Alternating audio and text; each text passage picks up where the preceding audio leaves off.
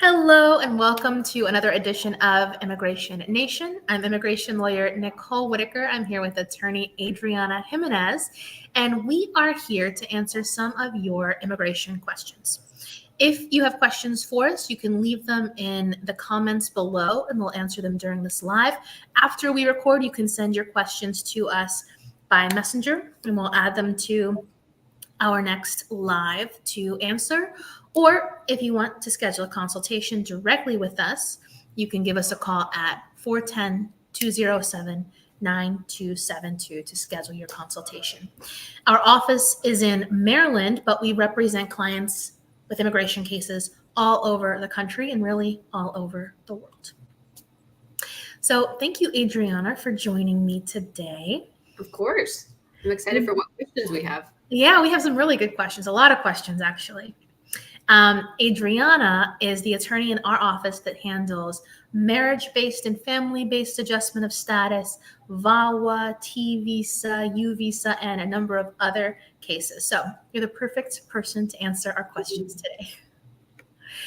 A lot of questions today are about green cards and social security cards. The first question that we have is, I have an I-551 green card issued in the 80s with no expiration date. Can I travel? What's your advice for her? So that card is like so rare, but I see them every once in a while, and they're just the older ones that were given back, 80s, 90s. And so technically they don't have an expiration date, but the green card format has changed so much over the years that really I would recommend one to just file for a new card so you can have a valid card. You won't have any issues. And then you can take it a step further for additional protections, and you can schedule an appointment with the USCIS to speak with the representative in person. It's called an info pass. You go present your card, an ID to show that you are who this person on the card is, because I'm sure the picture's really old. But present the card, present an ID, and then ask for a stamp so that they can stamp your passport, and then you can travel with that without any issues. And I would really recommend filing the I-90 anyway. You can do that online or by paper. So that's a good idea to go to an info pass appointment and get the I-551 stamp in your passport. So you can use that with the card if that's possible. Because even though the card is valid and perfectly fine, the agents at the airport probably see it so rarely just because of that. It might cause problems if they think it's an expired document, an old document, or a fake document or something like that. I'd hate for you to have problems traveling just because of that. Yeah, exactly. Along the same lines, another follower asks, I lost my green card and social security card. Can I get a new one? Yes. So you can totally get a new one just filing an I-90, the form I-90 with the circumstances explaining the circumstances as to which you lost the card, whether it was lost, stolen, whatever the situation is, explaining that and asking for a replacement. And again, you can file it online or by paper. Yeah. In fact, just a couple weeks ago, we got an I-90 approved for a client recently. He had been a green card holder for a long time, but his green card was about to expire, so we filed to renew it. Pretty standard. The processing times for the I-90 are kind of all over the place. Yeah. We've gotten some approvals back within just 2 or 3 months, super, super quick. Other cases take 2 years. So it's a little crazy. Not that there aren't options that we as immigration lawyers can take to move cases along and make them faster, but that's something to know that the processing times for the I-90 to replace your green card or renew your green card can take up to 2 years potentially. Yep. Another question about green cards and passports, very much along the same lines. My mom overstayed in Mexico, got robbed. They stole her green card and passport. She lived in the US for almost 10 years. Can she renew her green card if she's still in Mexico? Yeah, so there's a few layers there. It depends also how long she overstayed. So when you say overstayed, you mean just by like more than 6 months, a year, 5 years, 10 years. What are we talking here? So depending on that will kind of depend on the advice here. But if it was a short amount of time, 6 months or less, she could just renew her green card. She could even do it online from Mexico and then attempt to enter with that renewal, the copy of the renewal in hand. And she's lived in the U.S., if she can prove that her residence is in the U.S., even better. That puts her in a really good position. If she can show that she files taxes, has property, has ties basically to the U.S., is the most important part. Now, if she has been outside of the U.S. for more than 6 months or a year or more, that's when the strategy might change. So I would consult with an attorney, and that's something certainly that we could handle and take on and come up with a strategy on how to get her back into the U.S. with her green card. Yeah, I think in this case, no matter what, it's a complicated situation and the stakes are super high. You're outside of the U.S. without your green card. Depending on how long you've been outside of the U.S., the goal in order to keep your green card, maintain your permanent residence, would be to get this resolved as soon as possible. So our advice would be schedule a consultation with an immigration lawyer immediately. If you'd like to schedule a consultation with us, our phone number is 410-207-9272. We represent clients all over the country, all over the world. We offer consultations in person, by video call, and by phone call. So get that consultation scheduled so that you guys can figure out the situation as soon as possible. The longer you wait, the worse the situation might get, and the further and further away you get from the possibility of being able to maintain permanent residence.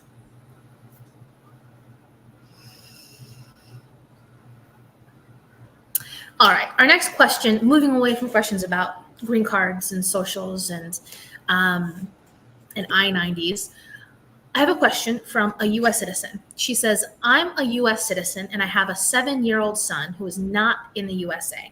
How can I get him here? Yeah, so a couple questions come to mind. One would be, when did you get your citizenship? Did you get it before your son was born or after? That would really determine the actions here. So if you received it before your son was 7, we might be able to do a consular report abroad, and he may have acquired citizenship through you. But again, that depends on the timing. When did you become a citizen? But you still have options. Even if you became a citizen after your son was born, you can file a petition for him as a U.S. citizen. He's an immediate relative of a U.S. citizen, and so he would be eligible to file a petition, for you to file a petition on his behalf. So there's ways to get him here. Definitely. Yeah. So definitely, like our advice normally is, schedule a consultation with an immigration lawyer to see what the possibilities are. Because like Adriana said, maybe he's already acquired citizenship automatically based on your citizenship when you acquired it. And if you were to do the other process, consular processing, that would just be a waste of time and money if you could have done the consular report of birth abroad, and vice versa. Adriana, if they were to do the consular processing, about how long would you say that kind of case will take? Yeah, so I'd say the filing of the petition takes, I'd have to look at specific processing times on the USCIS website, which they are available for everyone to check. You can check based on your status and who you're filing for. But I am thinking it takes about 12, let's say it takes about 12 months for the I-130 petition. And then once that's approved, we will request for your case will be sent to, we'll request for your case to be sent to the consulate and be scheduled for an interview. And that really depends on the country. Different countries have different processing times based on their own wait times. So, yeah. Good answer. The next question is from someone with TPS. She says, my son, I'm assuming my U.S. citizen son, is about to turn 21 years old. My husband and I have TPS, but we don't have a legal entry. What would you recommend, or what would your advice be in this situation? What could their options be? Yeah, we actually had a case like this recently. So we, very similar situation. There was a child that was over 21. The parents both had TPS, but didn't have a legal entry. So we filed for an advance parole document for them to step out and re-enter with inspection to be admitted into the U.S. with that TPS advance parole. And then once they're here and the child is 21, then that child can file a petition for them, and they will have been considered and inspected and admitted for adjustment of status purposes. So they could request their green card after that. So we had success. In that case, both of the parents filed for that advance parole, were granted. They stepped out, went to their country for a week, returned, and then got that next step. And so now we're able to file for adjustment for both of them, and hopefully they'll get their green cards pretty soon. Yeah, that's awesome. This process could also work for somebody who has DACA, because just like requesting advance parole to travel abroad with TPS, you can do the same if you have DACA. So if you have DACA, even if you entered without inspection, if you marry a U.S. citizen or have U.S. citizen children over 21, you could apply for advance parole to re-enter with your legal entry and then apply for your green card. Yeah. Our next question is for someone who recently entered the U.S. They have a case in immigration court. She says, I have a 20-year-old son. We entered through immigration. What possibilities do we have to fix our papers? So repeat that. They entered recently? They entered recently. Her son is 20 years old. They're going to have a case in immigration court because they entered through immigration at the border. Okay. So if they have if the son is a U.S. citizen or a green card, well, if the son is a U.S. citizen, that would be the best case scenario. That child, when he turns 21, he can file a petition for them. A question that I would have for that person, and this is something that we could go into detail in a full consultation, is whenever they entered through the border, were they ever paroled? Didn't enter through a port of entry with the visa, they may have been paroled, which for adjustment of status purposes would be an admission, and they would be able to seek a green card through their child. And we've seen that happen at the border where they may have entered with that inspection, but then were paroled once they were in the U.S. shortly after. So what might that parole look like in a stack of paperwork from immigration? Yeah, so I've seen it typically in like a card, a white little card, but at the border, mainly it's like just a stamp on a piece of paper. And it'll say the date, the length of the parole, so like kind of like an expiration date, the amount of time that's valid. But it's, yeah, if you suspect that you have that, having an attorney review that and look through it, and we can make sure that you were actually paroled. That is like to adjustment of status. So we would want to review something like that. Yeah, that's a good point, that if you have a consultation with a lawyer, you bring all the documents with you or send them a copy of all the documents, because somewhere in that stack of papers, you might have this I-94 parole. So even if asylum or the special immigrant juvenile visa or other options aren't a possibility for you in the future, if you have a U.S. citizen child over 21 or a U.S. citizen spouse, you could be eligible to adjust status with that parole. Yeah, and we've seen that happen in consultations where their client will say, or a potential client will say, I think I entered with that inspection, and then they send me all their documents, and I start looking, I'm like, wait, hold on. Did you have any encounters with immigration? Like, oh yeah, I did. And we realized that they were paroled, and that just opens the doors for them. Yeah, exactly. Our next question is about VAWA. I know you specialize in VAWA cases, one of our favorite case types. In VAWA cases, we help clients apply for a green card without their husband or wife's help, if their husband or wife is a green card holder or U.S. citizen. The question from this follower asks, I want to separate from my American spouse, but I'm scared because I don't have a green card? Yeah. So unfortunately, we see this pretty often.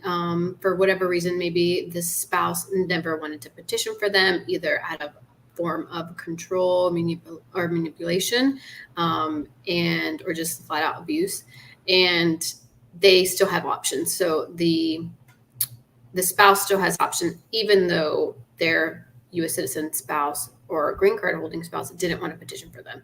So we could still find a way for you to self-petition. That's through VAWA if you have been a victim of abuse, and that can mean all kinds of abuse. So financial abuse, emotional abuse, sexual abuse, physical abuse, psychological abuse, any of those. We really screen people really well to see if there's any elements of that type of abuse there. And if it is, then you might be eligible for VAWA. Yeah. You can apply for VAWA to get a work permit and green card on your own without your spouse's help. Whether you are still married to and living with your spouse, whether you are separated from your spouse, or even if you've been divorced within the past 2 years. A lot of times, clients are nervous about filing this type of petition because they think that immigration is going to contact their spouse or interview their spouse, or their spouse will find out and retaliate against them. But there's really no reason to fear that. These petitions are confidential between the applicant and USCIS. They even go to a special department within USCIS that handles these types of cases. So if you file a VAWA case, no one's going to contact or interview your spouse. Your spouse is not going to find out. And the other thing that people have a lot of concerns about with VAWA cases is, okay, so my husband or my wife is controlling, manipulative. They control the finances in the house. They threaten to have me deported, or threaten to not file my immigration papers or withdraw my papers if I don't do what they say, or stop doing what they want me to stop doing. But I don't have any proof. I don't have any documents. I don't have any police reports. What would you say to that concern? Yeah, we don't need any proof. Really, what we're looking for is your story. So we take some time to really craft a really well-written declaration of what has happened to you from the very beginning when you met your spouse to current time. Everything that you have lived, all the abuse that you have survived through. We go through in detail to describe that, and many times that declaration alone is enough. Yeah. We've won many cases that way. Yeah, and a lot of our cases, although we have to provide proof that the relationship was genuine, that you guys actually lived together and you married for love and not for immigration purposes, there is no other evidence besides our client's honest and detailed declaration that demonstrates the type of problems and abuse that you suffered. So if you are in that situation, or you know someone who's in that situation with a U.S. citizen or green card holding husband or wife, have them give us a call at 410-207-9272 to schedule a consultation. We have consultations by phone, video call, and in person, and we represent clients all over the country. We'd love to help find a way to help you get your work permit and green card on your own without your spouse's help. The last question I have for you, Adriana, is about another one of your favorite case types, military parole in place. So the question is, I have a son in the military, and he's about to turn 21 years old. He has 3 years in the military. Is there something that he can do to get me papers or fix my status? Definitely. So reach out to us. We can hook you up with a military parole in place case. So basically, because he's an active duty military person or service member, he can, even though he's not 21, he can already file a petition called military parole in place. And that's a benefit that is for the parents, basically maybe relatives, parents, spouse, and children of active duty members. Even as a veteran, even if he were to be discharged as a veteran, he could even still apply for you. So let's say you're hesitant and you don't want to apply now, you could still do it in the future. But the sooner that you act, really the better. because right now he can file a petition for you under the military parole in place. Once that is granted, you get a work permit. And if you didn't have a legal entry, that would serve as a legal entry so that in the future, we could screen you for an adjustment of status, so for a green card. And that would be a pathway to a green card. And that would be for both parents, something that they would be eligible for. So definitely something to reach out on, because these military parole places are so great. It has so many benefits. We should take advantage of. Yeah, it's an excellent benefit for servicemen and women who are active duty or veterans. We love military parole in place cases in our office to honor the service of military men and women. You can apply for a work permit and potentially a green card, not only for your parents, but also your parents and your minor children. And there's even a deferred action status that you could pursue if, depending on the facts of your case, if you didn't need a lawful entry, but you needed more of a deferred action case, that's something that we handle as well through military parole. What's the benefit of deferred action? Why would someone want deferred action? Yeah, so let's say, for example, if someone came to us and they had a deportation order already, and for whatever reason they never left the U.S. and so they're here in the U.S., but they have a family member who's in the military and they want to know if they have options. So they can apply for deferred action status under this military category and receive it. And then once it's granted, that they would be protected from a removal order. From that removal order, so they would not be removed, and also gets them a work permit, so they could work validly and also be protected from this deportation order that they have. So that's a really good option for some clients. That makes sense. Thank you. Well, thank you, Adriana. Those are all the questions we have for followers today. If you're watching this and you didn't get a chance to put your question in the comment box below, send us a private message with your question. We'll answer it on our next live, or you can give us a call again at our phone number, 410-207-9272. Thank you, Adriana, and we'll see you all the next time.